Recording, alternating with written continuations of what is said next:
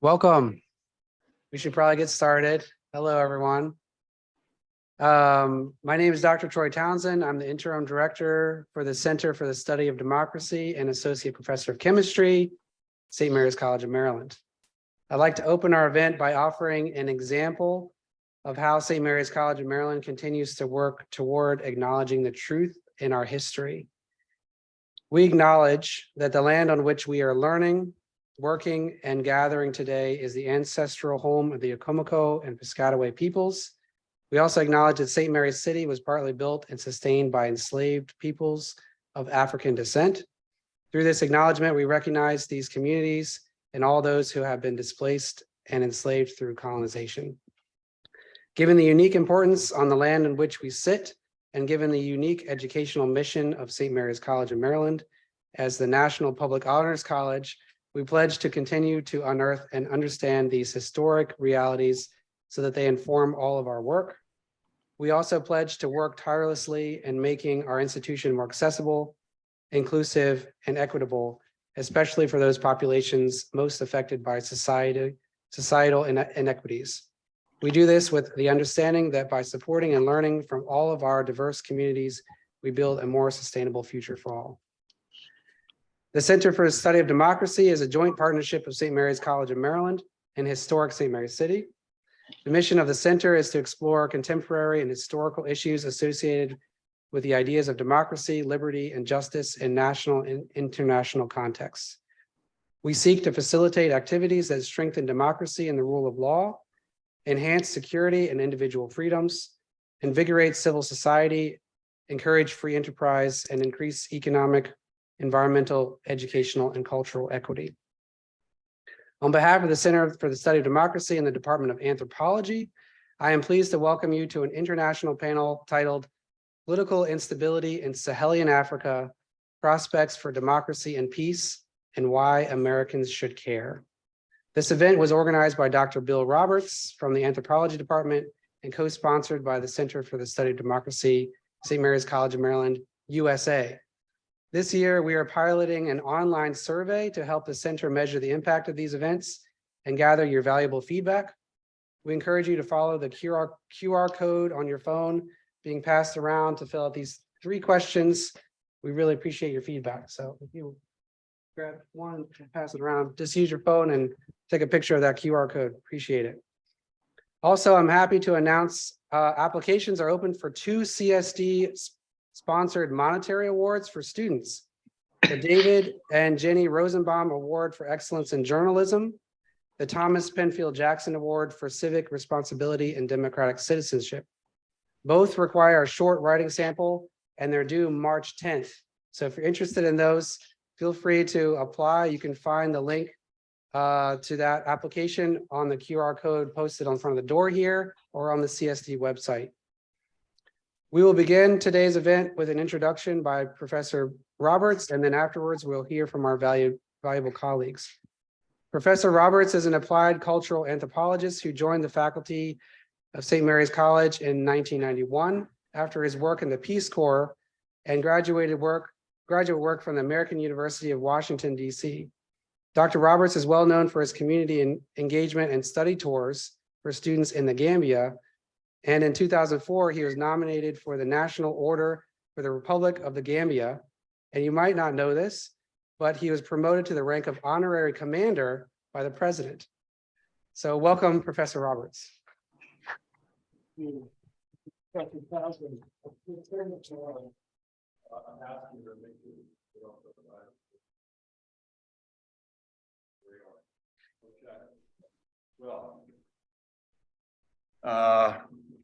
Assalamu alaikum. Thank you all so much for being here today and taking the time to come. I hope everybody was able to get a box lunch.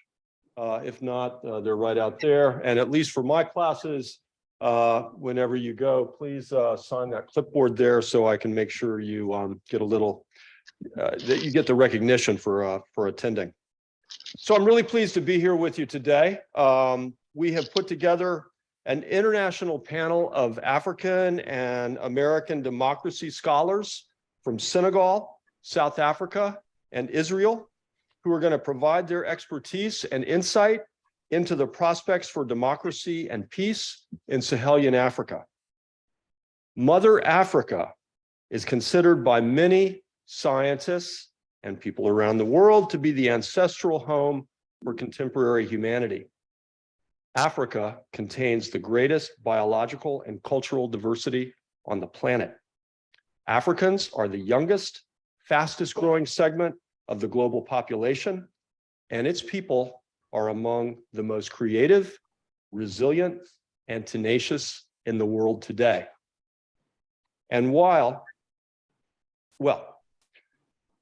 the discussion today is going to focus on current threats to political stability, peace, and prosperity in Sahelian countries that border the Saharan desert. I'm going to introduce my colleagues here in just a minute. They're going to share their insights into the causes, consequences, and prospects for democracy and peace in the region, as well as their views on the importance of U.S., American, and other international actors to provide needed support for contemporary efforts to achieve stability in this region.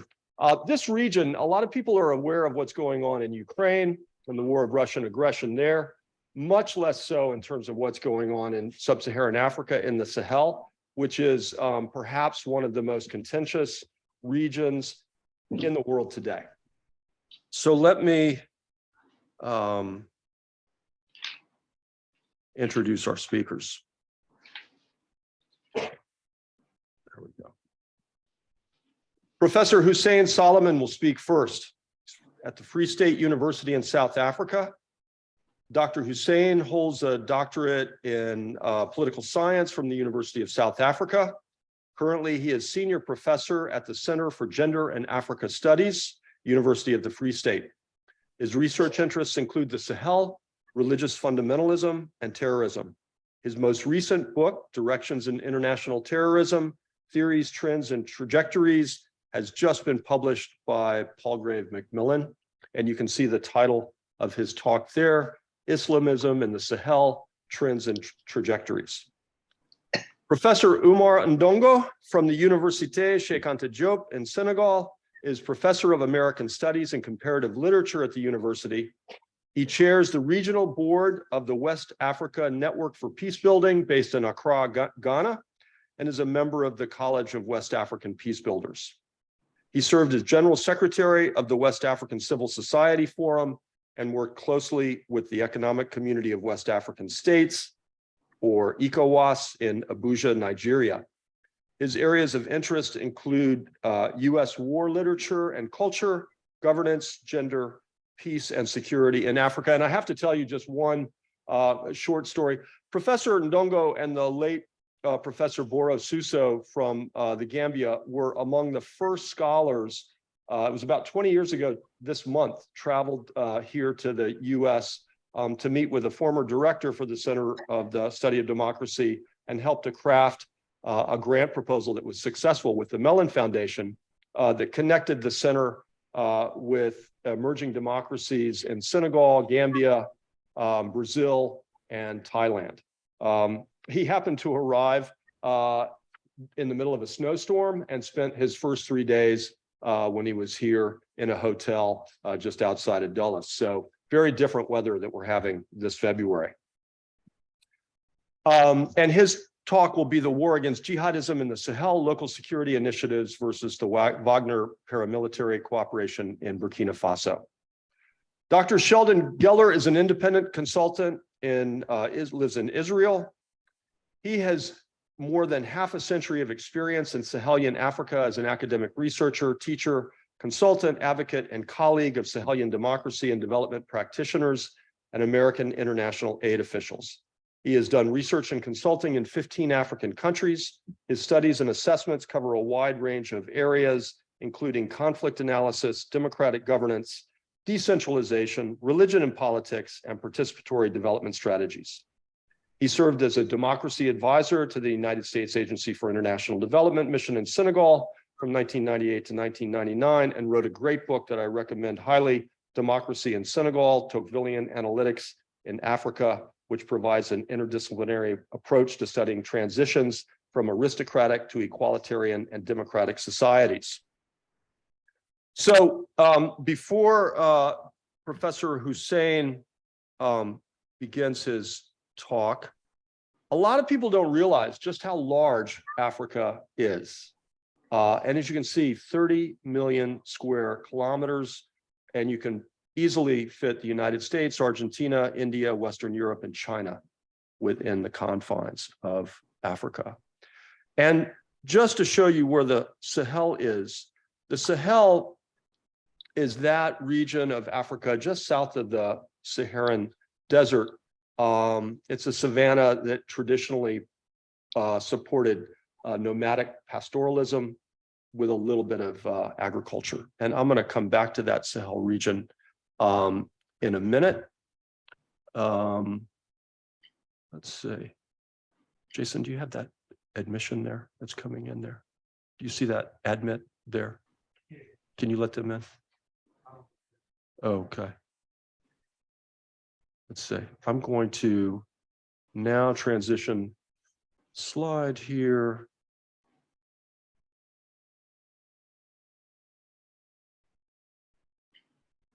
So our first presentation, and what we're going to do is Professor Solomon will talk for about 15 minutes. I'm going to moderate this, and I'll have a question that I'll ask. But if you have a question, I will bring the microphone to you. Professor Hussein, Professor Ndongo, and Dr. Gellar are all seeing us from the camera in the back. So I would just encourage you, as you have a question, right, just to stand up, turn around so they can see who's asking the question. That'd be nice.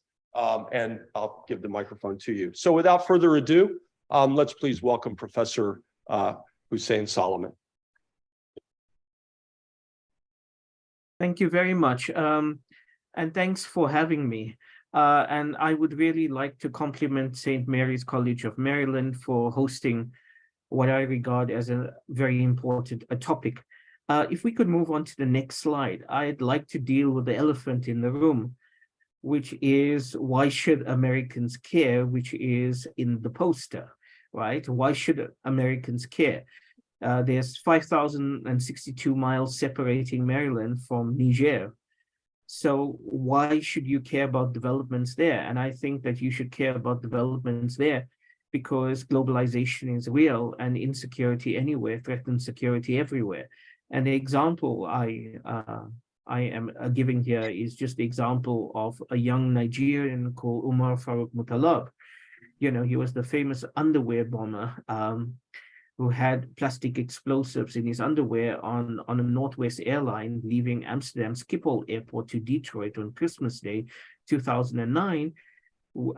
And he was acting on orders from Al-Qaeda in the Arabian Peninsula, and specifically Anwar al-Awlaki, an American imam of Yemeni extract. And that kind of gives you an idea why you should care, besides just simple empathy, about developments elsewhere. Now, I'm going to be, in this talk, I'm going to be essentially focusing on the context that has resulted in Islamism to grow in the region. And I should say that following on Professor Roberts' map, we are really talking about the Western Sahel region. If we can go on to the next slide, let's be frank. The Americans, the French, the British, all the Europeans who've been there, the African states themselves haven't got a good track record pertaining to dealing with the Islamist threat. And it resulted in essentially two camps. And the one camp basically adopts a realist response, saying that the state has to be protected.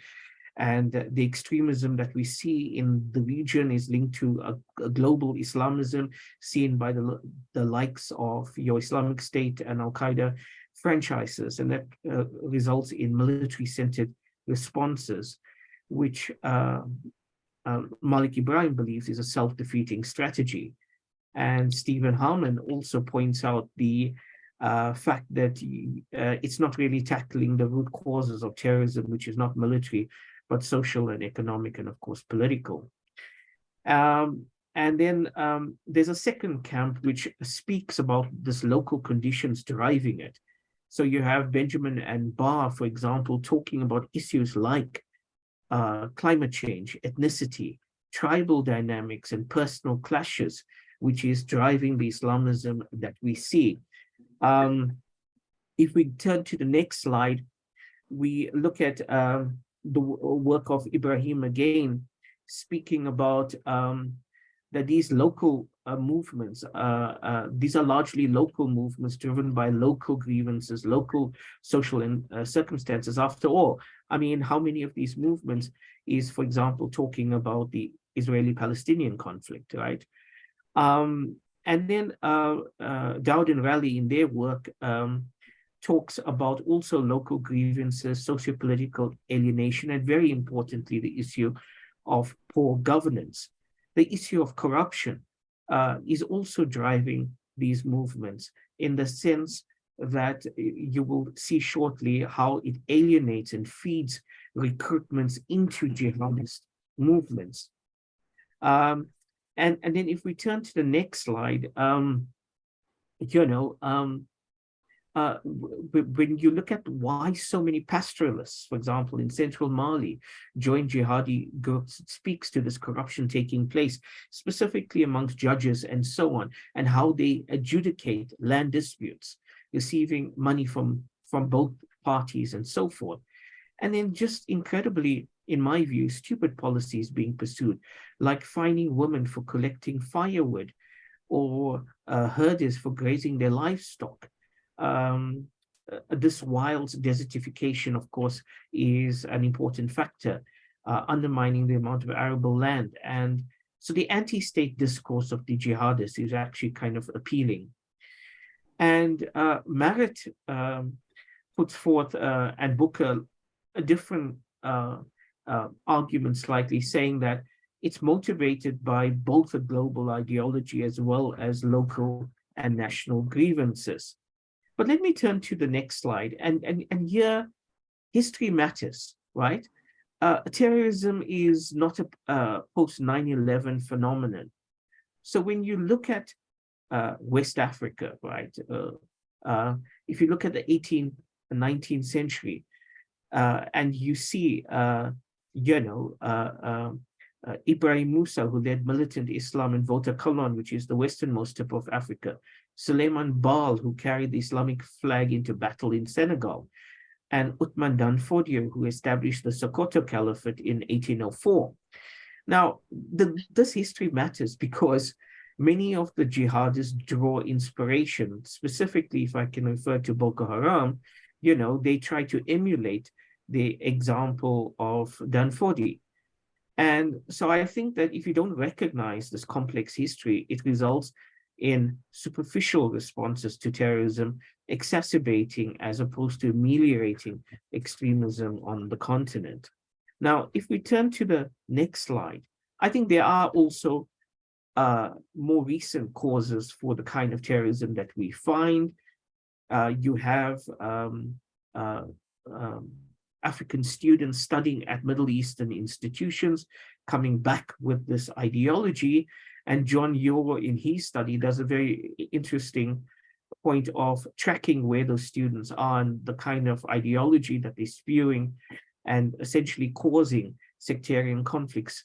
And then there's the issue of literature, So when you had the introduction of Wahhabi classics like Muhammad ibn al-Wahhab's Kitab al-Tawhid, the book about the oneness of God, it had such a profound influence on Islamists in Mali that they actually named themselves after the book, the Movement for Oneness and Jihad in West Africa, right? Mujal.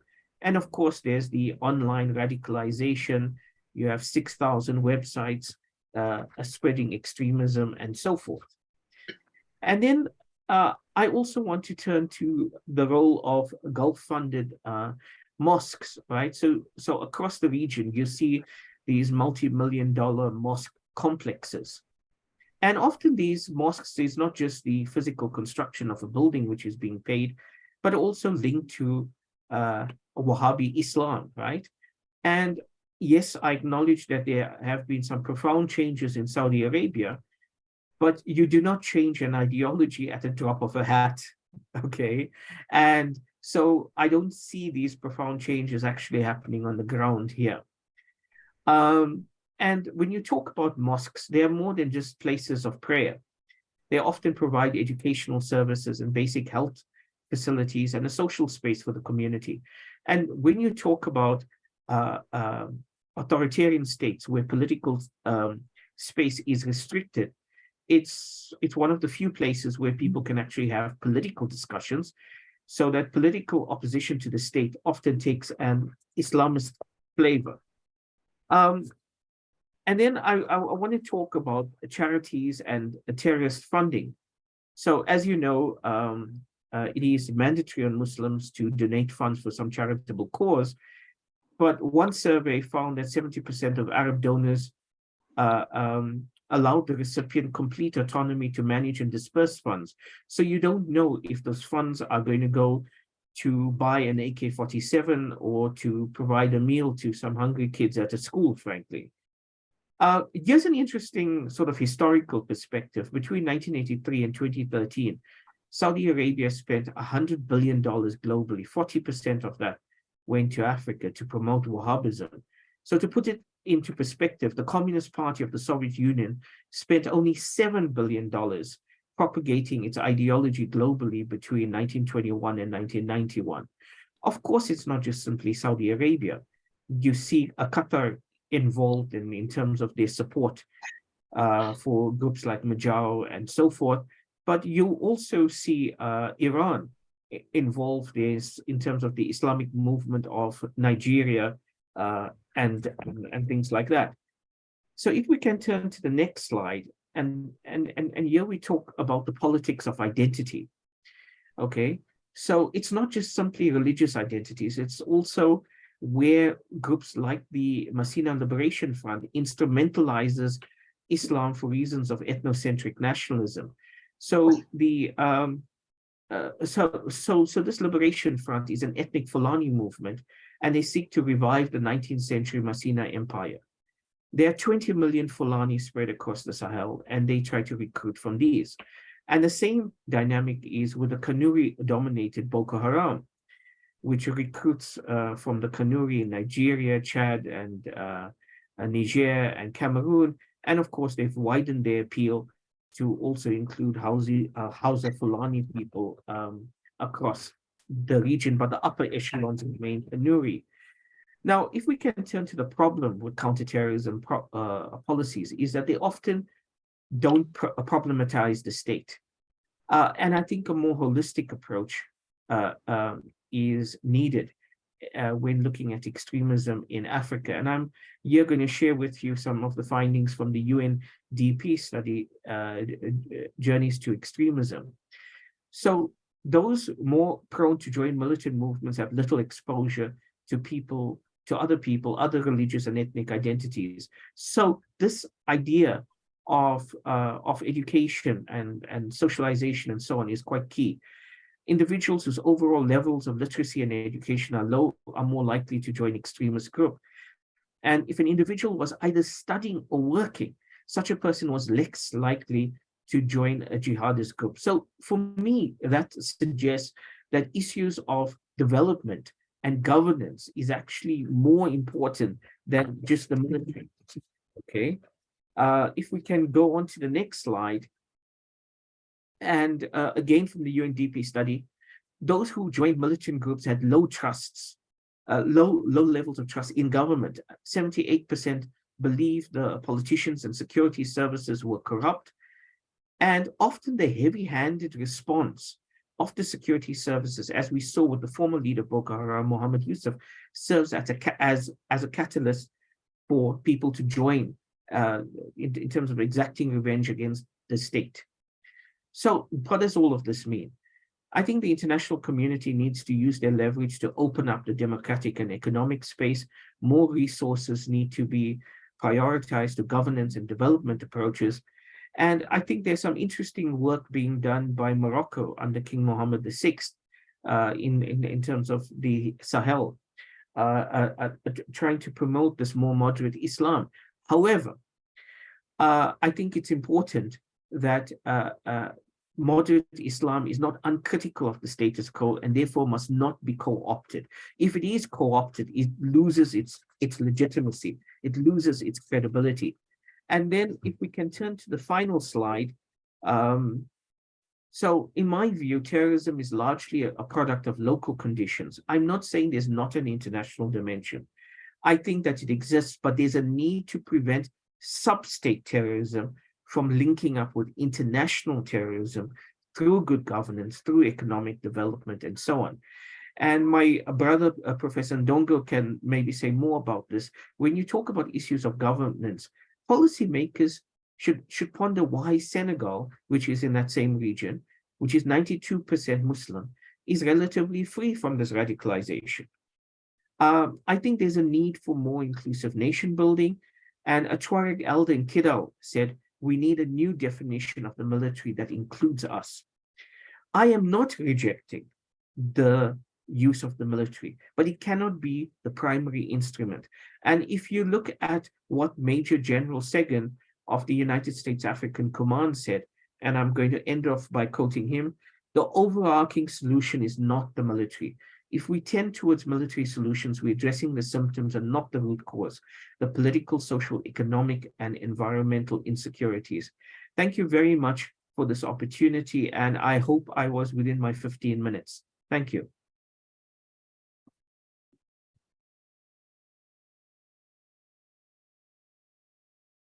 Thanks. That's great. Thank you, Professor Solomon. I do have one question, please, and that is if you could perhaps share some thoughts about how the U.S. can engage in the Sahel to positively contribute to increased stability. Well, the U.S. has been involved in the Sahel for more than 2 decades, right? Think of the Pan-Sahel Initiative in 2002, which they launched. And this involved Chad, Niger, Mauritania, and Mali. But to be frank, there's little to show for it. And I think the important question is to ask why. And I think the main reason, and I'm sorry to say this, is largely ignorance of local cultures, ignorance of the nature of the state in the African context, and ignorance of history. I think writing in Foreign Affairs in 2004, US Ambassador Princeton Lyman and J. Stephen Morrison, who I think is from the US War College, noted that the US Embassy in Nigeria lacks a single speaker of Hausa, the main language in northern Nigeria, and has no consulate or permanent representation in the north. I think this is entirely unacceptable, and one cannot intervene without knowledge about the terrain in which one is intervening. And I think this is why this gathering today, organized by your institution, is so important. But based in terms of what I said, I think in terms of concretely, I think the Sahel needs more USAID. It needs more American entrepreneurs investing there, and less Marines, more governance, more development. Thank you very much. Thank you. Before we move on to Professor Ndongo, does anyone from the audience have a question for Professor Hussein? We'll have a longer Q&A at the end of the session. Okay, great. So thank you. Thank you very much, Professor Solomon. Here we go. Now I'd like to introduce Professor Ndongo, Oumar Ndongo, from the University of Sheikh Anta Diop in Dakar.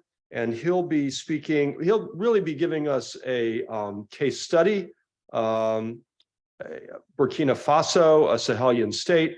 And you can see the title, Volunteers for the Defense of the Homeland versus the Wagner Paramilitary Cooperation. The Wagner Paramilitary Cooperation being Russian, a dilemma for President Ibrahima Traoré in the context of the withdrawal of French forces out of Burkina Faso. Welcome, Professor Ndongo. Thank you very much, Professor Roberts. I had the privilege of visiting your campus, your beautiful campus, a long time ago with late Professor Borosuso. We enjoyed that visit. Today, I will be talking about local youth groups mobilized to rescue national security forces in the fight against jihadism. And what I'm going to deal with, I'm going to look at that paradox when those youth groups themselves become problematic. Okay, so the agenda, I will be looking at the phenomena of mobilizing youth groups to defend in the past, and the new strategy, which is volunteers for the defense of the homeland. And I will look into the dilemma before I conclude and I make a recommendation. Next, please. Okay, this is the map of Burkina Faso. You will see that Burkina Faso is a landlocked country in West Africa, bordered by Mali. You have also Benin Republic, Togo. You have Cote d'Ivoire in the south. You have also Togo. Yes, I said Togo. Burkina Faso was previously called Upper Volta, and when President Thomas Sankara became president, he decided to change the name to Burkina Faso, meaning the country of upright citizens. And this was before 1985. Next, please. When we look at the Sahel as a region, Central Sahel in particular, we see that this region is faced with a series of crises due to political, ecological, social, security, geopolitical, and insecurity factors, resulting in almost 60% of the territories being occupied by jihadist groups. In this context, analysts even are talking about the survival of the state in countries such as Mali and Burkina Faso. So Burkina Faso is going to be the case study we're going to look at. More importantly, endemic poor governance has caused the the military personnel to seize power and set the countries under transitions. Mali, there was a coup. Burkina Faso, there was a coup. And when you go south also, the Republic of Guinea, it is also led by the military junta. So they have truncated democracy, governance, and heightened public insecurity in the whole Sahel region and even beyond now. When we talk about Senegal, it may not, okay, we still think we are safe, but very likely we are feeling that more and more we are feeling the threats from those countries. Next. So the situation has had a negative impact on the livelihood of people, and it has increased, in particular, the vulnerability of youth groups and caused them to adopt the terrorist goals. This has indeed the potential to impact on the neighboring countries of the whole ECOWAS region. Next, please. Okay, so I'm going to talk about the recourse to local security initiatives in the past in Burkina Faso. Next. So when we look into the history of Burkina Faso, we see that in Upper Volta, there was a legacy of traditional groups devoting themselves to the protection of communities. And the term Kolwego, which is used, meaning bush fighters, this is from the Mosi More language, the language of the dominant Mosi group, which is the largest group in Burkina Faso. And those Kolwego were under the much respected traditional ruler, the Moro Naba, to defend the kingdom against invaders. Next, please. Next. Okay, the newly independent country of Upper Volta was also had ethnic groups that were professional groups. Some of them called the Dozo hunters. They are the hunters, and they form a caste of people really dedicating themselves to hunting. You have also the Do Angu Ambasagu, which is a sort of militia known also for their warrior skills. Burkina Faso went through a revolutionary period in the 80s, and when President Thomas Sankara, who created revolutionary committees, a sort of militias to protect the homeland. And the slogan that he developed during that period was "Homeland or death, we will overcome. La patrie ou la mort, nous vaincrons." Next. So in this crisis, when insecurity really spread in Burkina Faso, it was decided to make use of the volunteers for the defense of the homeland. Next. So during the 90s, the social and political fronts became increasingly violent. This was also due to global warming affecting the country, as well as the growing attacks on democratic governance.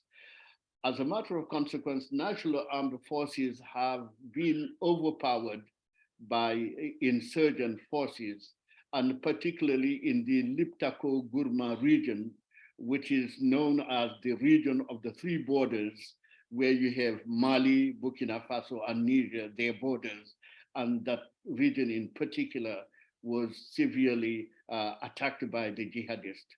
Next. So when authorities realized that the armed forces were not capable of stopping the jihadist threats, ideas had been put forward to mobilize volunteer youth groups with minimal training to contribute to the protection of their communities, their villages in particular. Next. Noting the progress of armed groups in the country and the weakened power of national forces, so the concept of volunteers for the defense of the homeland became reality. And it was on January the 21st, 2020, Burkina Faso Parliament adopted the act by which the volunteers could now be officially recruited next. So the act that was drafted, indicated the missions, the objectives, the areas of implementation of that civilian force. And when we look at the missions, the volunteers were supposed to be trained and equipped to ensure that they are capable of defending themselves against the jihadist attacks. But they were also recruited to support national security forces, fight back militia local groups within the community to prevent inter-community conflicts. So they were sort of auxiliary force to support, national forces. Next. When they first recruited, they had 45,000 volunteers were recruited in first place. And today there are more than 50,000 that have been recruited, equipped with locally made weapons. So the volunteers for the defense of homeland, the idea was operationalized during the regime of President Jean-Marc Christian Kabore, whose regime was seriously weakened by the jihadists. In fact, because of insecurity, later on that Colonel Damiba made a coup against Kabore. And today, President Damiba himself lost power to a younger military. Now we are looking at the current situation where the new president, who is Captain Ibrahim Traore, in a context where he decided to get rid of the French troops and to call on the recruited youngsters, and the dilemma which we see with also the Wagner militia group, that some of them are saying that it could be an option. So the future of that, the volunteer for the defense of homeland, what is the future of that option? Next, please. So the new security strategy and the future of the volunteers for the defense of the homeland. So the latest military coup by the 34-year-old Captain Ibrahim Traore brought in another strategy. Captain Traore has ended military cooperation with France. France was providing a special force specialized in providing intelligence. Today, discussions are underway to find a new strategy to face this complex situation in a context of increased insecurity in the country, especially in the north, with the abduction of women and a context of low morale for the national troops. Realizing that 90%, and this is very important, 90% of terrorist groups are seen as nationals of Burkina Faso. So the idea of recruiting the local communities is also a problem. And Captain Traore is very likely to look into the neighbors, his neighbors in Mali. In Mali, they recruited certainly youngsters in the communities, but also they tried now to have that paramilitary militia from Russia to come and help them to fight against the jihadists. What will be the use of maintaining national security forces of using Russian military equipment, because also they're using, they had cooperation with Russia, providing them with equipment, and they decided also to get rid of the French troops. Now, what is the situation? And my question is, what is the way out in the context where French troops are leaving the country? Okay, Wagner is not there. They have youth who have also become a problem to national security, because also they were not paid, and they started also fighting, even becoming jihadists themselves in in Burkina Faso. Now, the recommendation which I make, which is the last slide, I think when we look at Sahelian countries, they should promote fighting against jihadism, not by proxy, but through their own forces, using their, certainly the young auxiliaries is good, but they should also provide them with adequate weapons so that they could fight. Burkina Faso should also seriously launch a war on precariousness to address challenges to good governance and the rule of law in the country. When people are poor, obviously, when you get them to defend, they will turn out to become also another problem to security. Burkina Faso should ensure the fight against corruption and the related practices, that is, they should end that situation so that also there's a brighter future for the citizens. I would like to thank you for your attention.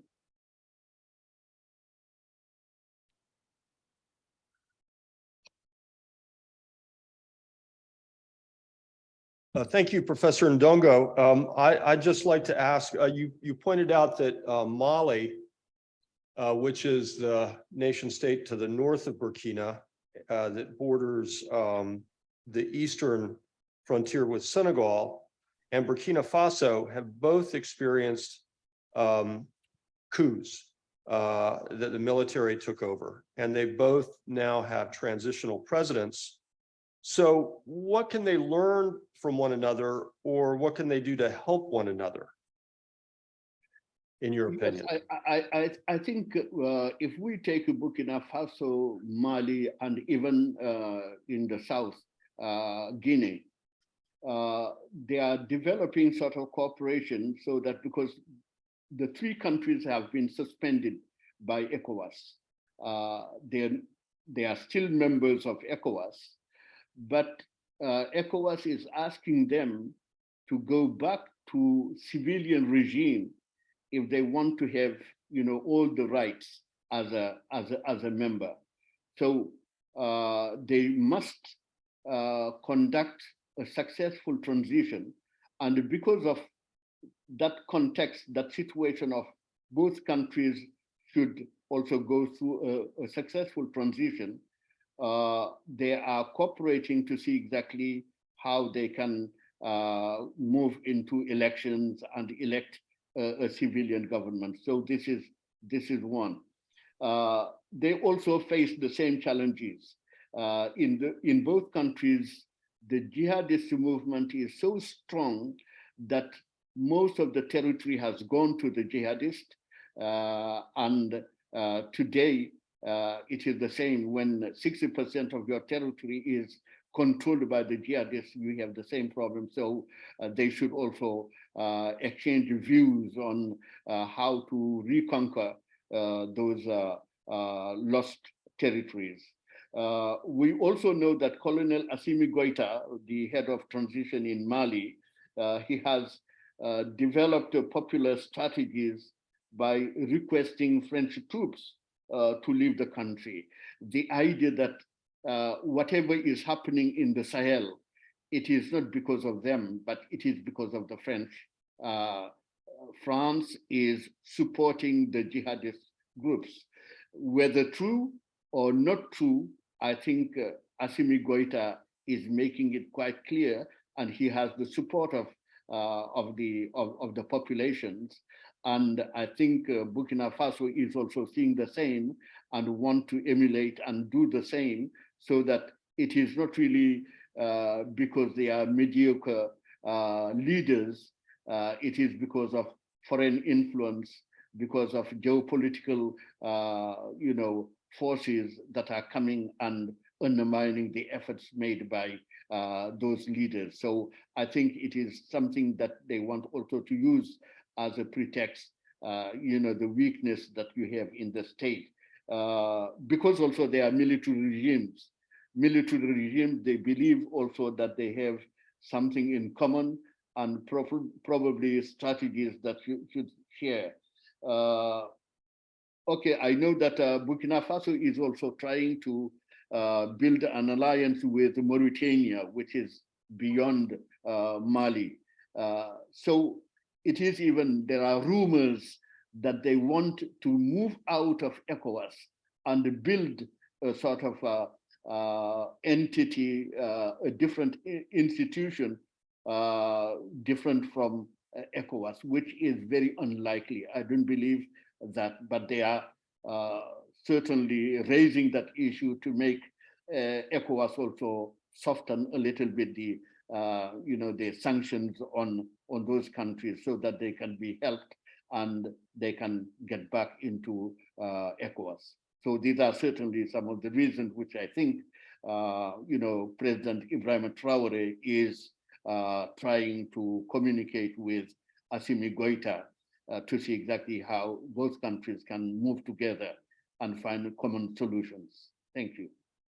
Thank you. And just for the audience, just the acronyms you may not be familiar with, the Economic Community of West African States is a regional configuration that has both political, economic, military support. And so people who are ECOWAS citizens can move without visas between countries, and there's all kinds of trade benefits and those kinds of things. Before we move on to Dr. Gellar, does anyone have a question for Professor Ndongo? Just a minute.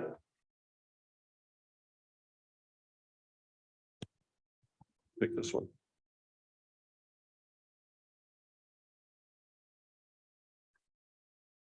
You can come forward a little bit, Amber, if you'd like, and just look right over there so Professor Ndongo can see who's asking the question. Okay. Never used a microphone before, sorry. First of all, thank you for coming here with us to share all your information and to share what knowledge you have with us today. So I wanted to ask, people often think America steps into other regions' conflicts and businesses too much. How can America best support these regions without crossing the line? No, I think Professor Hussein addressed that issue. I think there is need to get the support of America. It is true that America may not be there on the ground, but when you look at AFRICOM situated in Germany, I think security issues are planned from Germany. And it is quite obvious that American, especially at the level of armed forces, security forces, you have contacts that are made, support which is made in terms of equipment, in terms of intelligence sharing, etc., support with equipment. And I think this is made through the armed forces. Even America may not be on the ground in the country. They may not be in Mali, the territory of Mali, but from a certain distance in countries like Senegal, they can also communicate with people on the ground and also support them. America is also, I think in most countries, you have the presence of America through the elite. The elite, most of the time we receive information. You have universities that are working, and especially on the ground you have you have that communication with those universities that could also help. Thank you. Any other questions at this point? We will have a Q&A at the end. Well, thank you. So I put on the slide, you recognize this from the introduction, that shows geographically where the Sahel is. Here are the Sahelian states.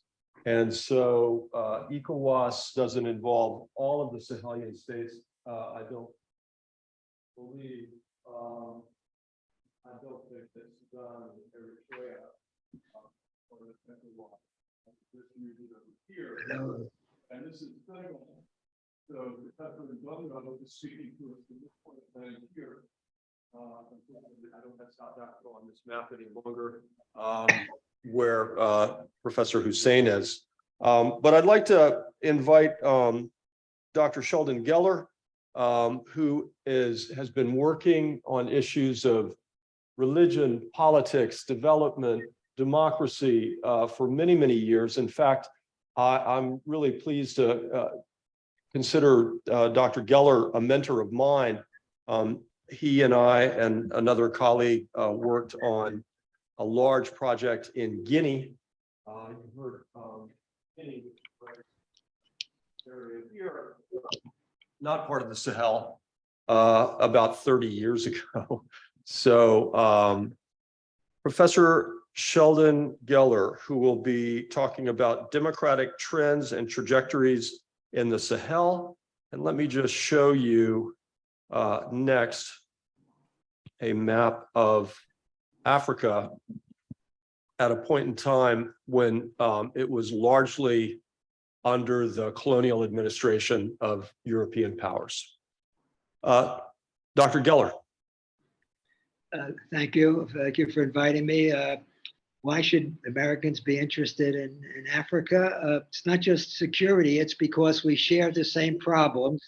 The Salt Lake is drying out, as so is Lake Chad. Fires are burning and wrecking forests in California.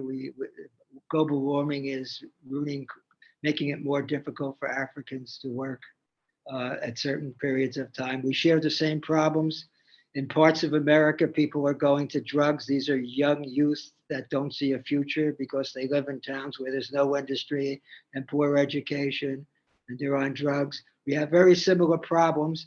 And the other side is we can learn from Africa. My friends are doing wonderful work in all of these areas, especially in Senegal, but my friends in other African countries, Burkina, Mali, and so this is, we can learn from these people.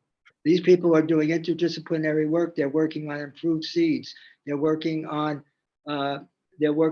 reforming the educational system that was handed down from the colonial powers and everything. So I stopped there because I'm going to start now with, before looking at current trends on democracy in the Sahelian countries, let's review some of the main characteristics of modern democracies in general, because the Sahel was starting out to be democratic very recently.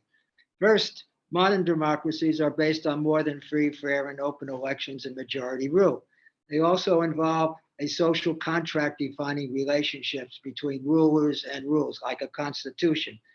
The French African countries that in the Sahel that became independent in 1960, their constitution was modeled totally on the French model and in French. Had very little to do with the people. The people were not consulted. We also need universal suffrage for all citizens, including women and former slaves. We didn't have that in America for a certain time. Minority rights, freedom of speech, association, press, religion, rule of law, independent judiciary. Well, these are things, all parts important to democracy, and we have to see to what extent they're developing or not developing in Africa. Second, democracies take time to develop fully. The Declaration of Independence and the Constitution and the Bill of Rights, it took place at the end of the 18th century, but how long did it take before slaves were freed and able to vote in America and women allowed to vote? So it takes time. Number three, democracies are imperfect, fragile political systems that can experience periods of backsliding, decline, and extinction. I think we know a little bit about that, but what's going on in America, where people are denying that fair elections weren't fair, all kinds of efforts to restrict the suffrage. And finally, or not finally, but fourth, and this will lead us into our topic, democracies can become imperial powers. You know, the idea is that democracies don't make war on other democracies, but democracies can make war on and engage in war in non-democracies in other countries. So, for example, the 1884 Berlin Conference started the scramble for Africa among Western European countries to seize control over most of the African continent. The big winners were Great Britain and France, and they were the most democratic countries in Western Europe. So here we have democratic countries going to conquer other peoples and impose their rule on them. And the Berlin Conference said to complain sovereignty, you had to conquer them. By 1914, France had managed to crush most of the resistance to their conquest and their rule and began to establish their institutions. The ideological pretext was, oh, let's bring Western civilization, Western culture, institutions, and progress, economic development to the primitive peoples. Well, anyone who knows the history of the Sahelian West Africa, they were not primitive peoples. They had a long history of empires. The Mandate Charter, which gave all kinds of rights to people, let people run their own things, even though the rule was converted to Islam. You had an Islam that was moderate. It was called minority Islam, that decided we can live anywhere in Africa. We can cooperate as long as they just recognize our right to practice our religion. And they converted most of the people. By the time we got to the end of the 19th century, Islam was a very important religion in all of the Sahelian states, not the dominant one. But by the end of colonialism, it was the dominant one in most of the colonial states, the ex-colonial states. So French colonial rule and style, it had a certain administration based on an autocratic colonial bureaucracy, which replaced all of the different multiple pre-colonial political orders. You had empires, you had village republics, you had egalitarian groups, you had kingdoms, all kinds of. My African big brother was from Futa Toro. That was an Islamic state on the Senegal River. Now, one of the things that the colonial people did was they made fixed barriers which divided peoples into, which used to live together and communicate and work together, into different territories. And that's part of some of the problems today. And one of the quirks, so between 1914 and 1945, most of the Sahelian Africa was under the thumb of autocratic rule, forced labor, military recruitment, put you in jail if you criticized the administration, no political parties, no modern institutions. And French was the language that, and they sort of left and did very little to invest anywhere in Africa, particularly in the landlocked countries. And within the landlocked countries, even more so. They were hardly touched by colonial rule, no schools, no roads, no health centers. So this lasted until end of World War II, which began a very short decolonization period, 1945 to 60.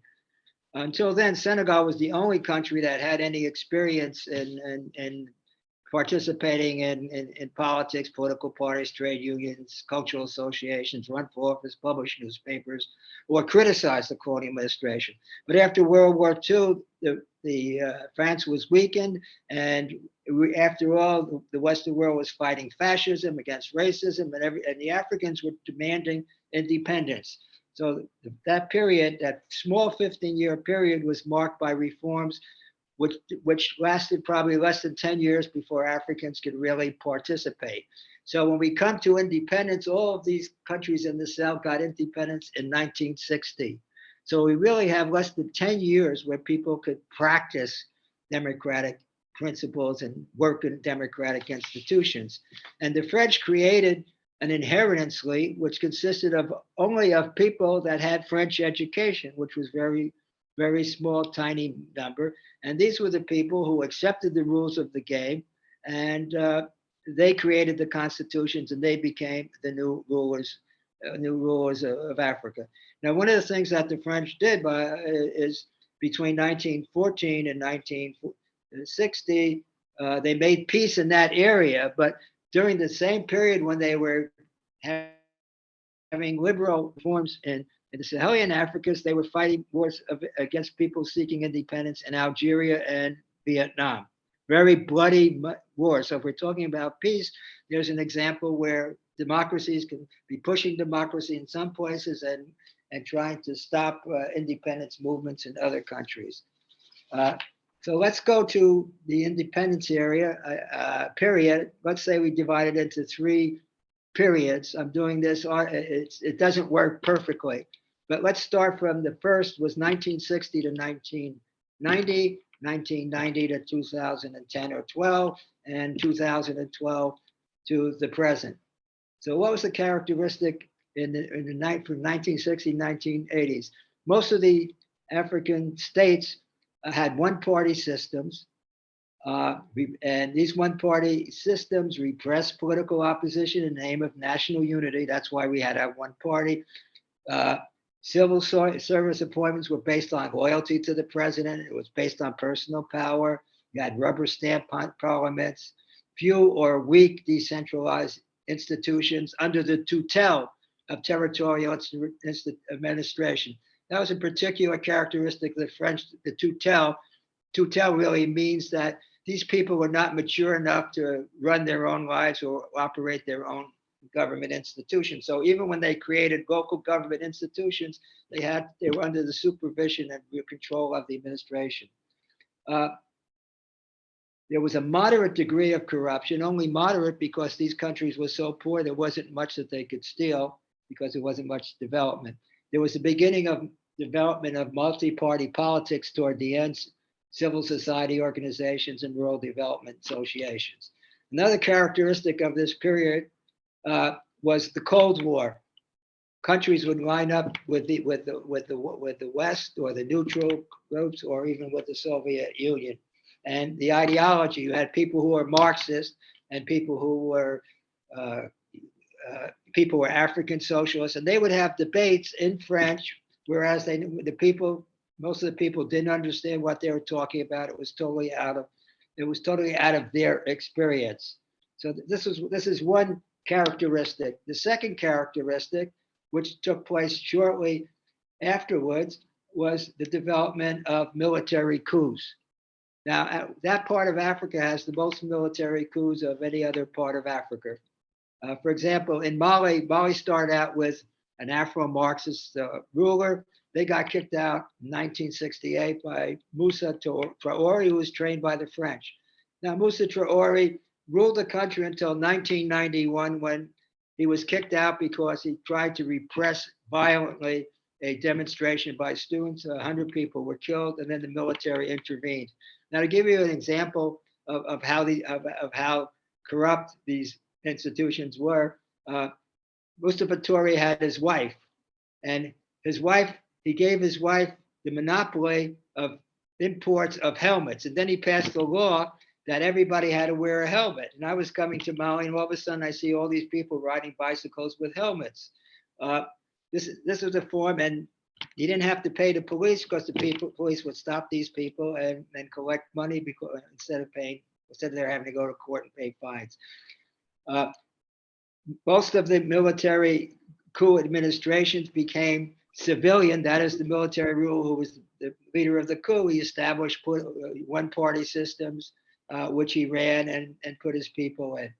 So military coups don't do very much to develop the country. They can rule it and they can punish it, but they can't. They haven't no history of doing any real development. So that was the situation under the first 1960 to 1990. I picked 1990 arbitrarily because that's when the French started pushing, oh, you African countries, you African Sahelian states, you have to start becoming more democratic. Then number two, the Soviet Union collapsed. And with the collapse of the Soviet Union, you had the collapse of efforts to disseminate Marxist ideology. So a lot of the Marxists became social democrats. So that was, and a third characteristic of that year was slight decline over years of French influence and investments there. And these countries becoming more and more dependent on the European Union, USA, the World Bank, and the IMF. And the problem with these people was they came in with programs which totally failed because they tried to import institutions based on their experiences in their own countries. So whenever they built these huge multi-billion-dollar river development projects like the Senegal River or the Gambian River, the OMVS and the OMGS, they all failed. When they tried to put in ranches to promote beef production, that all failed. When they put reforestation, they put in the wrong species of trees, and they made Africans cut down trees and give up their traditional African agricultural systems, which provided enough food for them to eat and forced them to go into cash crop economies. So let's go to the second period. 1990, I already mentioned that some of the contextual aspects. There was more democratization. You had fewer military coups. You had national conferences in Mali, Niger, and Senegal, which said, what kind of country do we want? What kind of democratic system? There was growing resistance to military rulers and politicians seeking third terms. In Senegal, Abdoulaye Wade was kicked out because all of the opposition parties, but not the party, the people organized civil society and the artists, the musicians, Iana Mur, youth groups, they all banded together and got the young people to vote. And they kicked this guy out, even though he had all the resources of the state behind him. He lost the election he only got 1/3 of the votes. Then there was diversification of foreign aid. So the Sahelian states weren't as dependent on Western countries. China and India came in there. And of course, there was Saudi Arabia, which came in the late 70s and early 80s. Professor Solomon mentioned that. And one of the things that they did was put lots of money to Islamize, get Orthodox Islam based on what was happening in their countries. And we saw a decline of Cold War and ideological conflict. So that was the second period.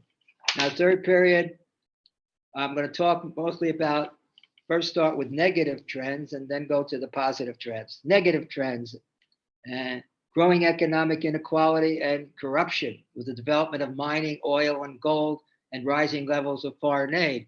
The more foreign aid the leaders of these countries got, the more money they could grab for themselves, and they would actually brag that all of these people trust us, that we have these projects for so many million, so many $1 billion, and the people are saying, well, how come we're not getting any benefits from it?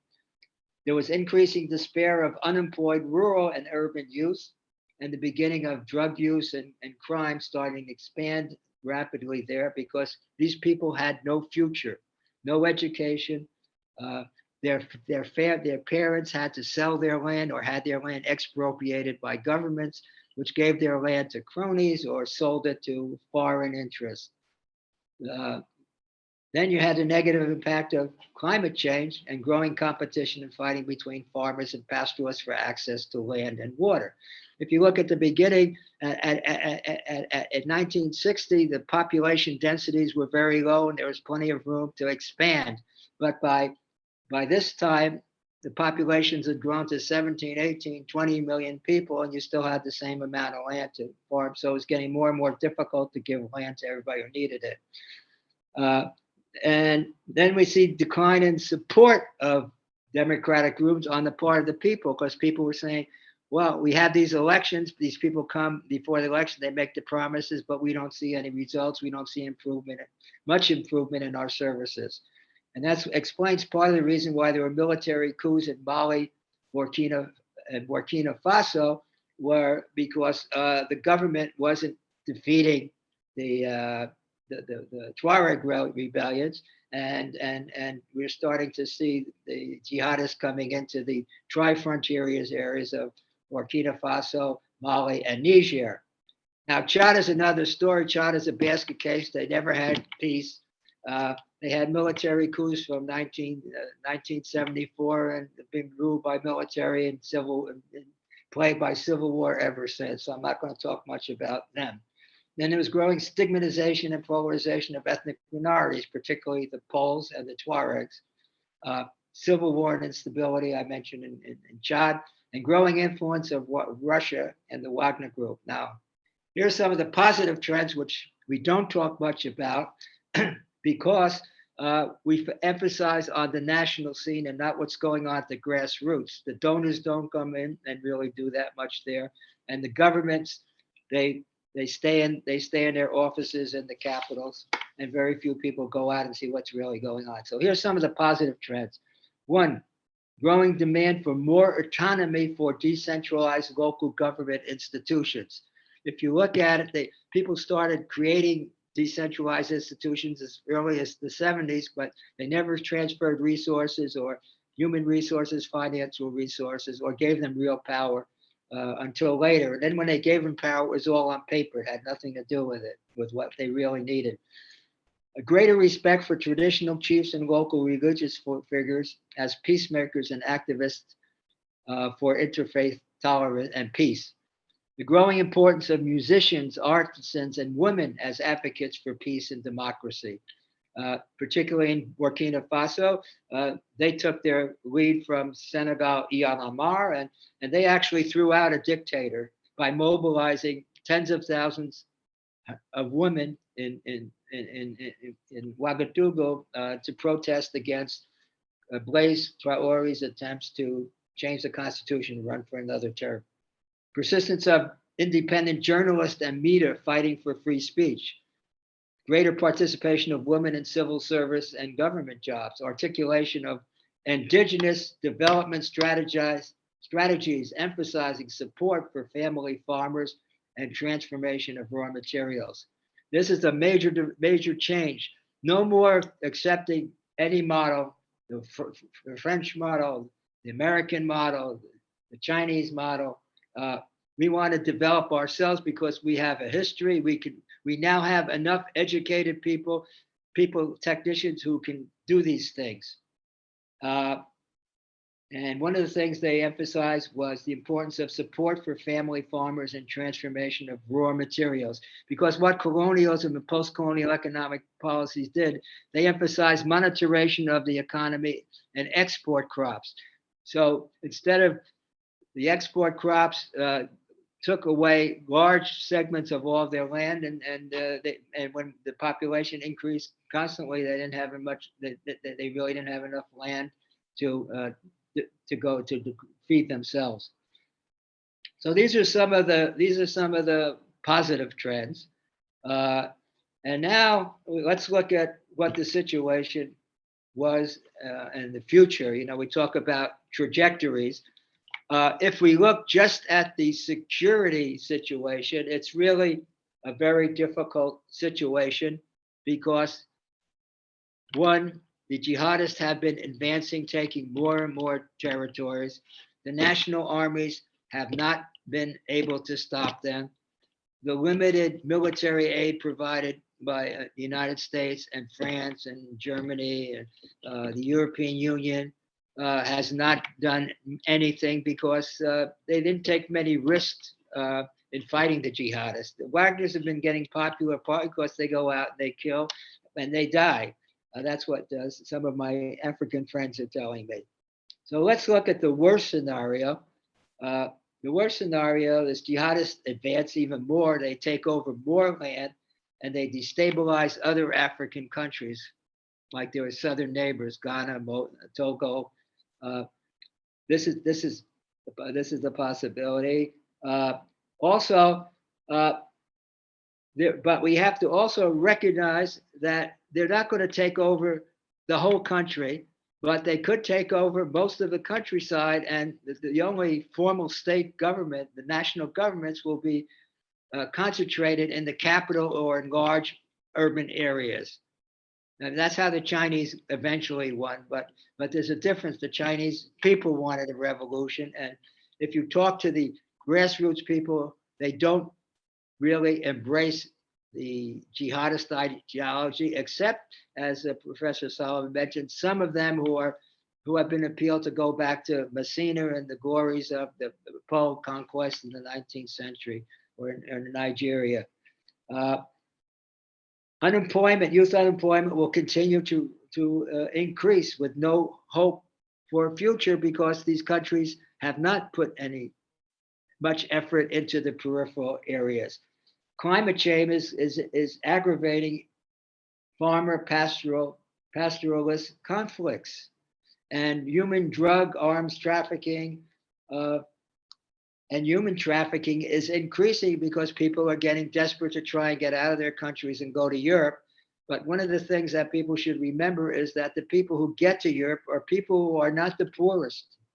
These are people who have enough money to pay off people to go to transport them to the coast, to pay off people to get them to the Europe and hope that they can stay there. So that's the worst scenario. The medium scenario is jihadist advance is stopped. I have some hope for Burkina Faso because if this new military leader, Ibrahim Traore, is serious, he's been trained in special forces. He has also fought in the northern regions and the regions which have been under attack by the jihadists. He knows the terrain. And if he is like a Sankara, then he'll start making economic reforms so that his regions and will be able to get some of the services that they didn't get: health services, medical, better education, infrastructure, and other things. Okay, now the best scenario, and this is unlikely, we have to have and it will take at least a decade probably to do. The jihadists are defeated and expelled. How? Because you have ECOWAS, the West African groups, getting together, working with European and other groups that have satellites, that have intelligence, that can train them in special forces, that can train their own special forces. For example, in a study on Burkina Faso, one of the interviews I saw talked about a former gendarme officer who was from the region, and he was able to go into these regions because he knew the terrain. So what you need is more people like that who know the terrain and who can train people from that part who already left to go to the capital or other countries and be part of that army that that Professor Ndongo was talking about, so that they know what they're doing, and the West could provide adequate weaponry and equipment, like night watching and all these other things. Then there could be reconciliation between ethnic majorities and warring parties, and for that we rely more and more on local leadership, religious leaders and traditional chiefs.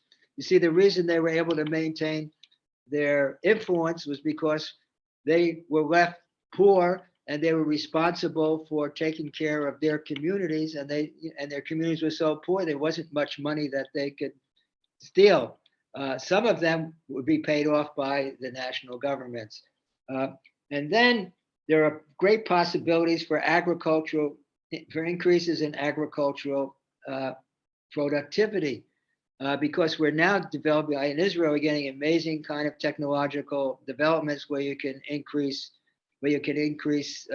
seed productivity and nutritional seeds, and use less water. For the coastal African countries could do desalination and put less pressure on the need for water on the landlocked countries and the landlocked regions within this area. And Africans are doing this research. We also can encourage the production, transformation of agricultural products and industrialization, solar energy, all these new technologies to increase employment of rural youth. And finally, we really need some way of perpetuating the people who are corrupt and violent. For that, we need more transparency in the governments and among the donors, because the donors have not accepted their responsibility in creating a bad situation. When their development projects didn't work, they tend to blame it on the capacity of the government rather than design projects. And if you look at it, the design of projects was based on total ignorance of the local environment and what Africans are doing. And the irony is now in the West, we're coming up with new phrases like circular economy. Well, that's what the Africans are doing. Or we have to diversify, biodiversity. Well, that was what African agriculture was for 500 years. So I have some hope for Africa, but before we really can do much, we really have to take care of the jihadists, and that may involve some military force. Military force is not the solution, but these guys are not just going to walk away and say, oh yeah, we've decided we're not going to take your land, we've decided we're not going to impose a totalitarian Islamic system on you. So with there, I'd like to hear some more questions. Maybe you can ask us to give more details about what we have been saying. So thank you very much for inviting us.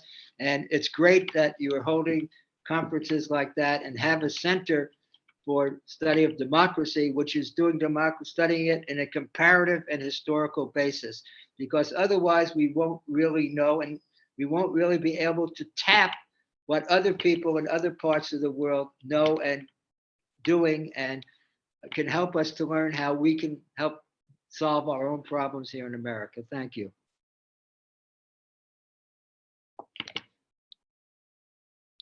Any questions? Thank you, Dr. Gellar. I should point out that we've got maybe less than 5 minutes before we need to bring this to an end, and so oh, I'm sorry. I wonder whether I could just ask each of the panels, because when I think back to when I would have, well, first of all, when I was the age of these young people sitting here looking at me and saying, I've got to get to class in about 15 minutes or so, we wouldn't be able to have a Zoom meeting or anything like this.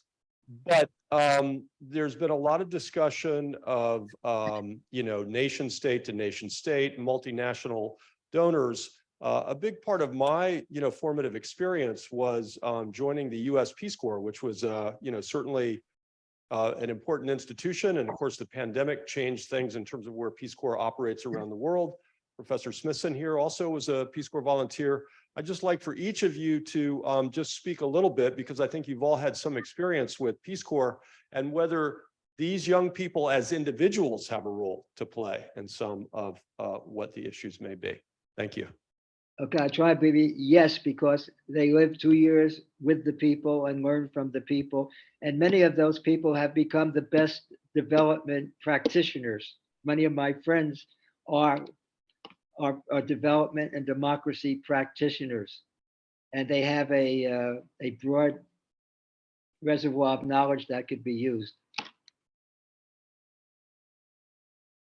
Professor Ndongo, do you have anything you'd like to share with regard to that? Yeah, with peaceful volunteers, yes, I think what is very interesting, fascinating really with peaceful volunteers, they go to areas even nationals don't want to go.